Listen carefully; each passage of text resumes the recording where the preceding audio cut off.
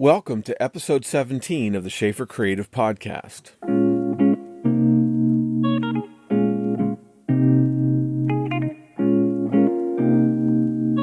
This is part 3 of my conversation with Annapolis oil painter John Ebersberger. In the previous 2 episodes, John introduced us to 2 artists who shaped his development as an artist: portrait painter Cedric Egley and colorist Henry Hensche.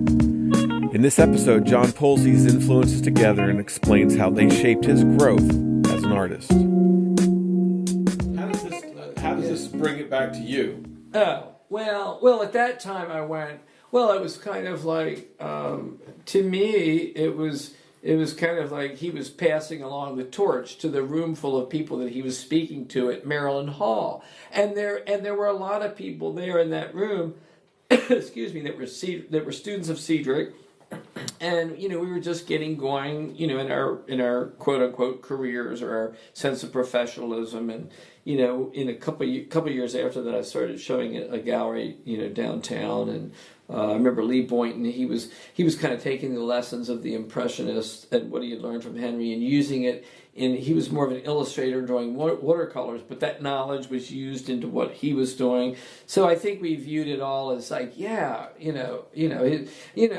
was the general, we were the soldiers, and yes, we were going to, forging ahead and using that color. And I think with Cedric, it's like, I wanted to be I appreciated all that I learned from Cedric, and I think it was a matter of combining the traditional approach to drawing that I'd learned from Cedric with the color of Hensche. Right. It was kind of like a hybrid of those 2 elements coming together, And I don't think I would have been the artist that I became if I had not had the drawing and understanding of the figures developed with Cedric, right, or the development of the color. Yeah, I can see that. And I think both of those components are pretty, And your teaching, at least, is sort of carrying the baton of both of these guys. Well, trying to, and there's. Well, you have for years. I have for years. Taught my daughter. There's right. Oh, that's right. We all painted on the beach. Son,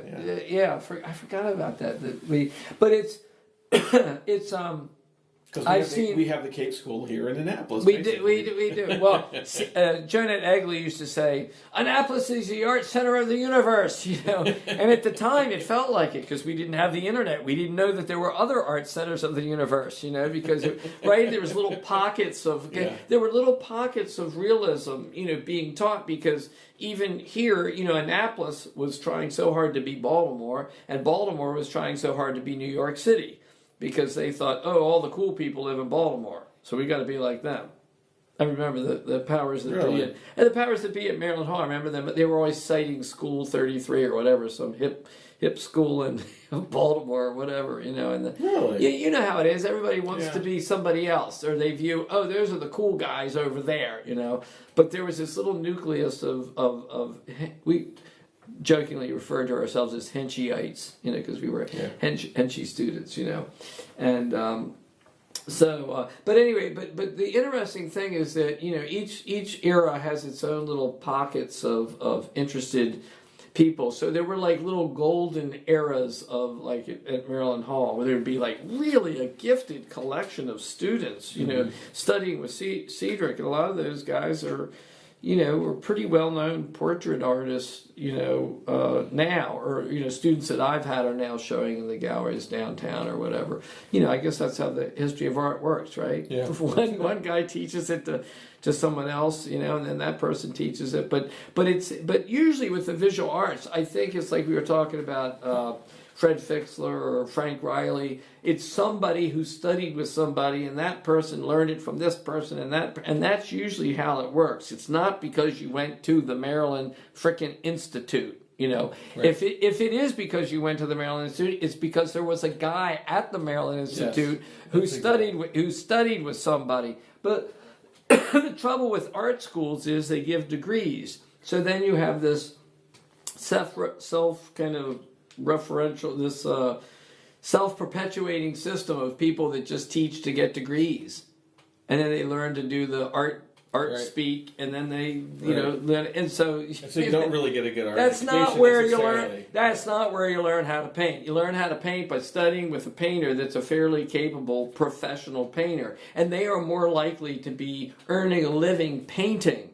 You know, whether it's Cedric earning a living because he's painting, you know, the doctors at Johns Hopkins. So he better darn well know how to paint because he's commissioning somebody that's paying him, you know, $30,000-$50,000.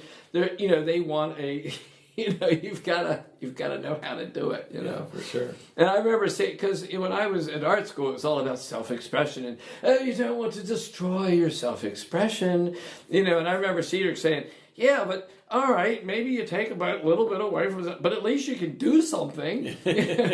So yeah, that makes sense to me. You know, but nobody, if anybody has something valid to say in terms of self-expression, believe me, learning how to paint representationally is not going to kill the artistic spirit. That is such an incredible lie in the art world. It would be just like if somebody was learning how to play the guitar. You know, you must know the scales. You must be fairly accomplished at what you do to be able to put your idea across, no matter how, you know, adventuresome it is. The most adventuresome guitarists are those that are the finest musicians. I don't think you'd find that same misconception in the world of music that you would find in the world of art. It's a weird, aberrant thing that occurred in the world of art, you know, probably about the time of the Armory show. It was about, what, 1913, 1915 in New York, where all of a sudden it was a little bit, you know, you were dated if you were out of vogue if you were a representational painter, you know. Because I remember some of the Pennsylvania Impressionists, who was, you know, like Daniel Garber and Redfield and Schofield, those marvelous painters. And I remember a lot of those guys talking about that, how, you know, that the Armory show had that impact of making them seem somehow out of date all of a sudden, you know. I mean, it's kind of tragic, you know, but you know, and Hensche was just a young man coming up during that time, but he had a strong streak of integrity that ran through him that had him hold the course, you know. I mean, he was a very deeply I wouldn't say religious man, but let's say spiritual from a painting standpoint, that you felt like he was really deeply interested in the world and in beauty, and the beauty that he saw sprang from a different dimension. He was not painting to make money. He was painting to express the beauty in the world, and it was evident in how he spoke about painting, and it was evident when you looked at the painting. You know, I remember I was painting one of the little lanes up there. Who knows? Maybe I was doing a painting to make money. I don't know. I was, you know, but you know what I found out is if you strive to paint the beauty of the world, it will register with people, and that's why they would want the painting in the first place. It makes no sense to just chase after some, you know, trinkets for tourists. You know, it just why would somebody, you know, do that to themselves? You know. Waste your time like that. But anyway, I was up there painting, and there was another gal up there doing a pastel, and she said, "Oh, Hensche used to come and stand behind me and make these." She said she was kind of laughing about it. She said he came up to her and went, I guess you think you're gonna make a lot of money with that painting, don't you? You know, like really.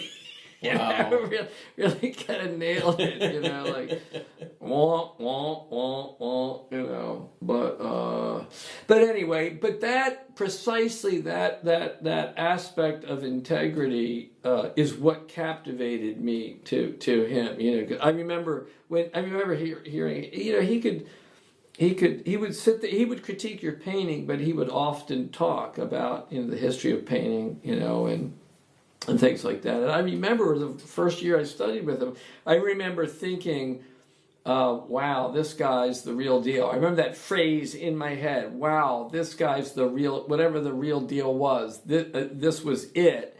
And I remember being instantly this sensation of being connected with the past, that he was somehow had one arm in the past and reaching it forward to me. I mean, it's really a remarkable thing, because he was an older gentleman, but he was speaking about art in a way that I was not used to. It was coming from a space in his being that was not part of my world, of my dad telling me I should paint ducks because ducks sold, or that you gotta, you know what I mean. It was I had been drawing caricatures on the Ocean City boardwalk where you had to flatter people and all that. It was just a whole different mechanism. It was like art as the way of making money. Of course you have to survive in the world, but Hensche's philosophy, he would like dismiss that with a wave of the hand, and he would say, I remember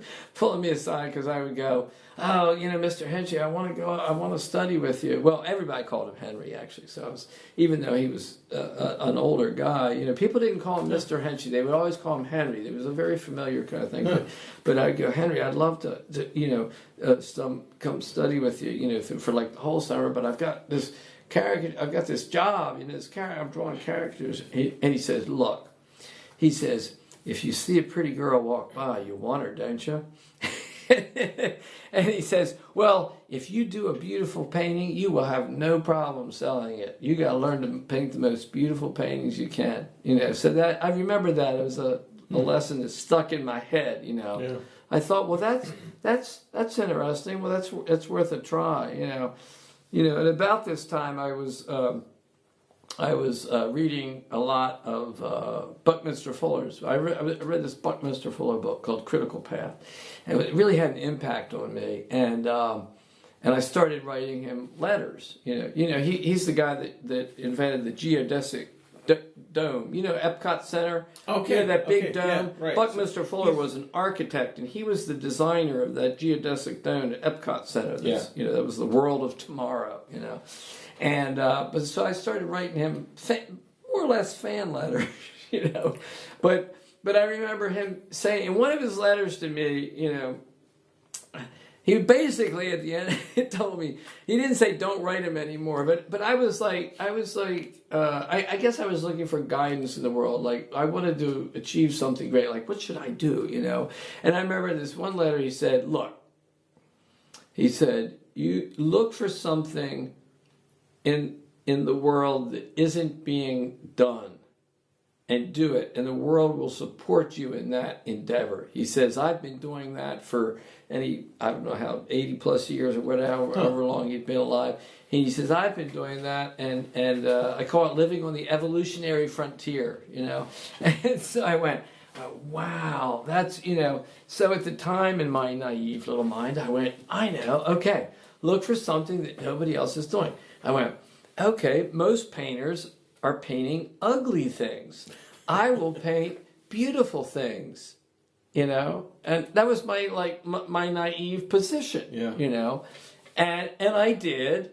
And, I started showing down the McBride Gallery downtown, and people came in and bought the paintings. So I was went, oh, okay, it works, right? Not a lot of people paint. I mean, at that time in the field of modern art, beauty. They didn't talk about. I don't think I ever heard the word beauty come out of any of my instructors' lips at the Maryland Institute, because you were supposed to express the despair of mankind, the human condition. It was very negative. It was very negative, So, I took heat for it. Many of my artsy friends were disgusted with, what are you doing? Why are you painting? But anyway. Has it changed now? Oh, I think the whole world of art is changed tremendously. Yeah. I mean, just look around, and who knows how the perception of things would have changed without the internet, because you end up, quote unquote, friending people, who are of like mind. So you realize there's this vast network of people, and I think that there's a hunger and a thirst for knowledge of this kind, and there's all these private ateliers springing up all over the country, and I've ended up teaching at several of them, and California and down in Florida, and you end up and people end up networking and finding one another, and because I've studied with Hensche, there's people have gotten to know him, so people have ended up seeking me out sometimes because they'll go, oh, I want to find out about color, and they'll go online and go, oh, this guy looks like he knows something about color because of so I've ended up teaching. So I think it's changed a lot, but I don't know about the Maryland Institute. I had a young student. So I was at the Maryland Institute in the 70s. My wife, Sharon Liddick, was a student in the 80s. Nothing had changed then because she had this same, issue of wanting to paint realistically and people kind of poo-pooing that and, and kind of trying to get her to go in a different direction. And she has some outrageous stories about,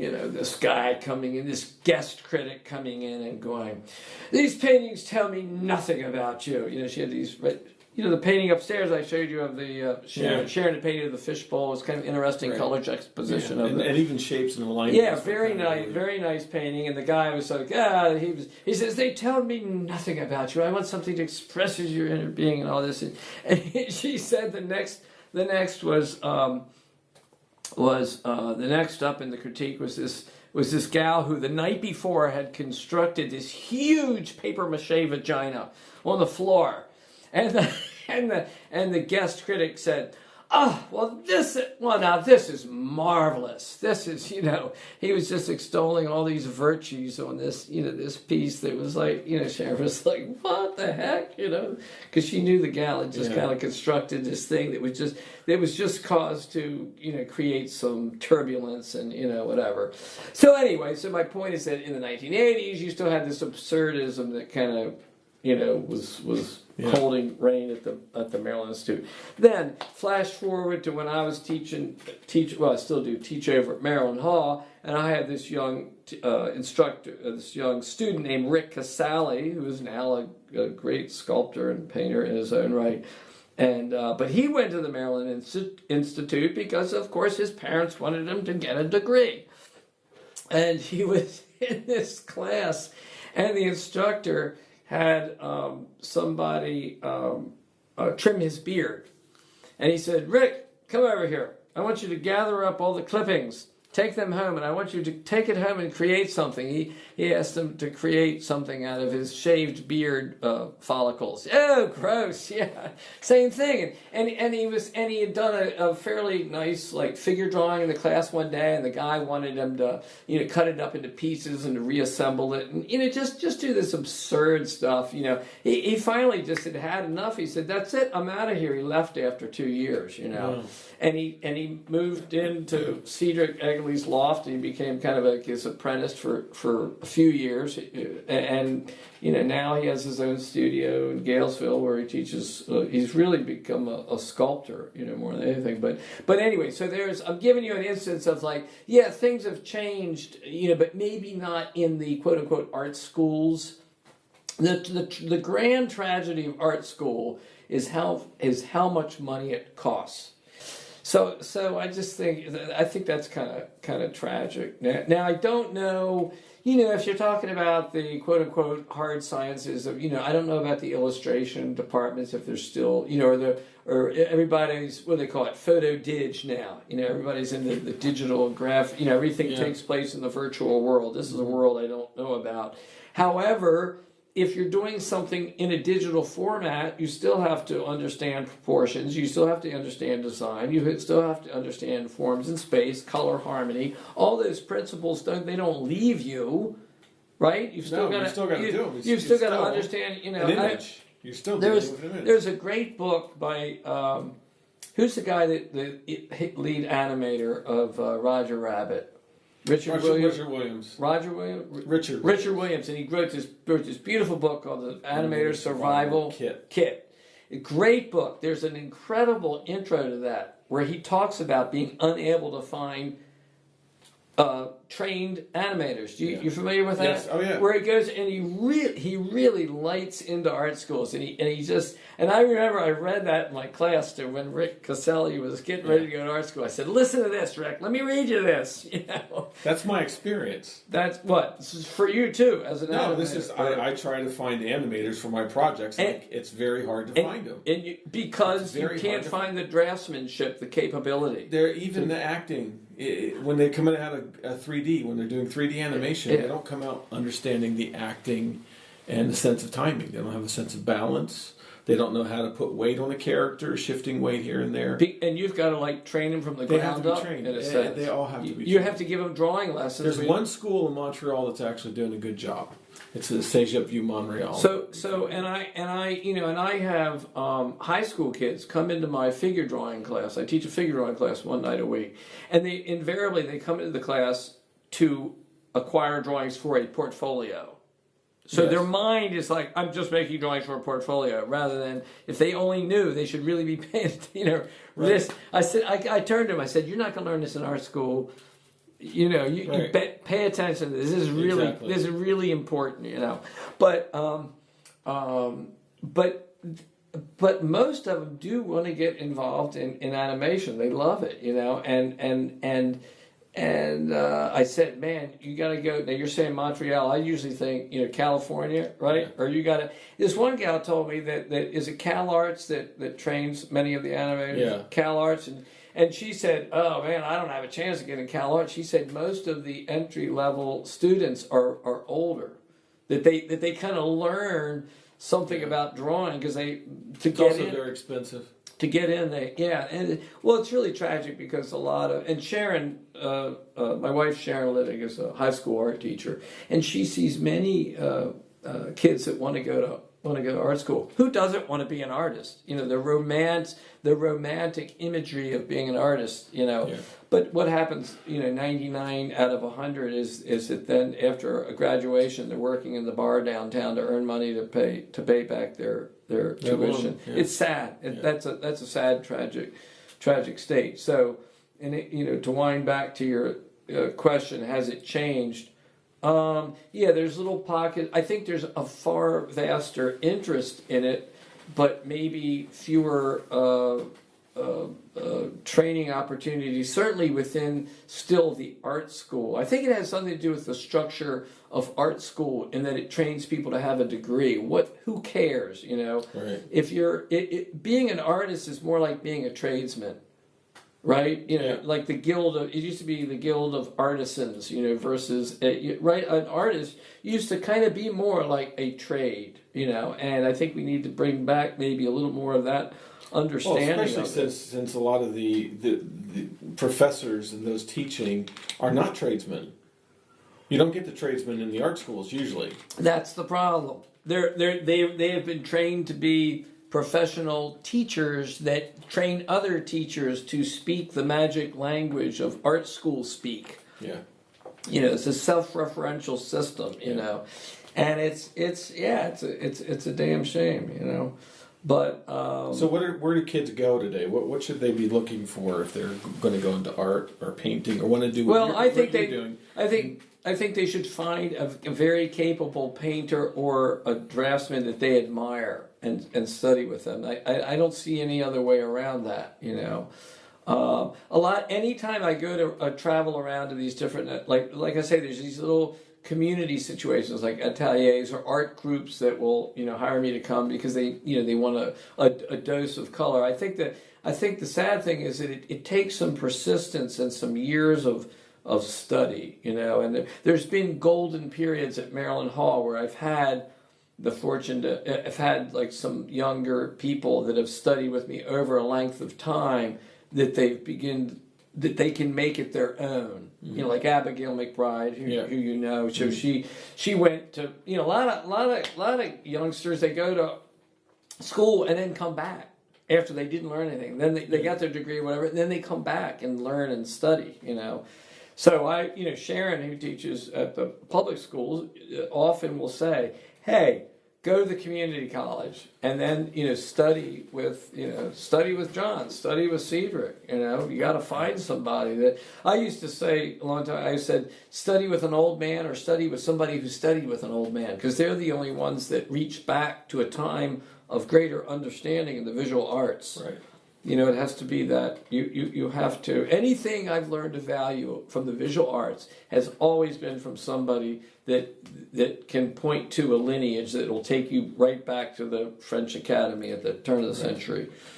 And I've studied sculpture with Steve Perkins, and he studied with Walter Hancock and Leslie Posey, who studied with Alvin Plastic, who studied with Grafley, who did some of the statuary in Washington, D.C. There's this direct lineage, Hensche studied with Charles Hawthorne, he studied with William Merritt Chase, and back from there, Frank Riley, Dean Cornwell, you trace it back, That's fascinating.